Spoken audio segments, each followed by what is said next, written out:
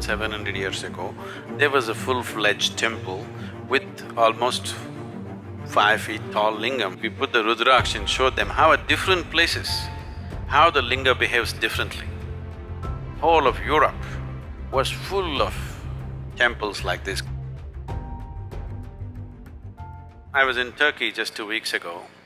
You've heard of Konya? Outside in the garden, so many broken pieces, huge faces, half faces, all kinds of things. Old temples all broken and made foundation stone.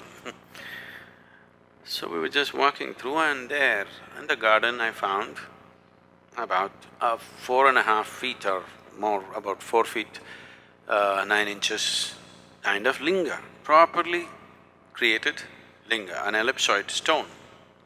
I said, wow.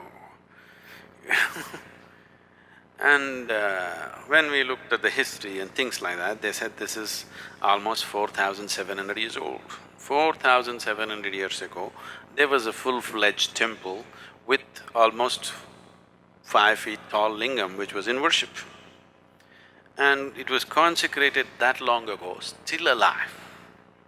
Cracked a little bit, so got disturbed, and I was just demonstrating for the few, 3-4 people who were with me. Every point in the linga is different. Different points in the linga are differently done, beautifully done piece. Whoever worked on it, they knew what they were doing, not rudimentary job, very subtle work. Still alive, 4,700 years, thrown out in the garden, not worshipped, still alive because of little bit of cracks that have happened. Some disturbances happened to the whole thing, but still there. I just demonstrated, I felt this, and then because they had to see, we put the Rudraksh and showed them how at different places, how the linga behaves differently. So, this work has been done in the past plenty, but when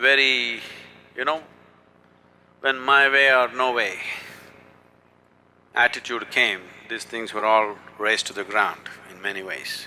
Otherwise, whole of Europe was full of temples like this, consecrated spaces like this.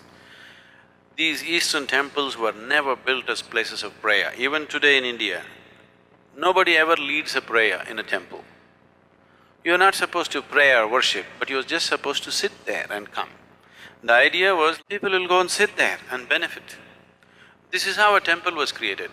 No priest, no prayer. There is a maintenance person who is now calling himself a priest. Certain families were appointed to maintain the sanctity of the place, to keep it going in a certain way. You are just supposed to go there, sit there for some time and come. In South India, this tradition is still alive. In North, it's been disturbed because the brunt of invasions North India took, South India left. The Deccan Plateau was generally left untouched by the outside invaders.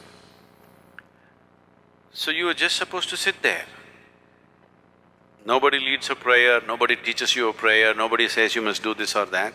You just sit there and imbibe this, because these are all consecrated spaces. They created many. All these things were razed to ground. Only few that are left are generally in India and some other Southeast Asian countries. Otherwise, whole of Arabia and Europe were full of consecrated spaces.